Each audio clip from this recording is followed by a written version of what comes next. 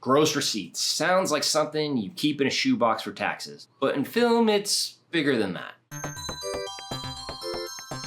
Gross receipts is a term you'll want to know when discussing distribution with potential distributors. Gross receipts are the total revenue a distributor collects from every source your film is sold or licensed to before deducting expenses or sharing profits. This includes things like box office ticket sales, streaming licenses, DVD and Blu-ray sales, TV broadcast deals.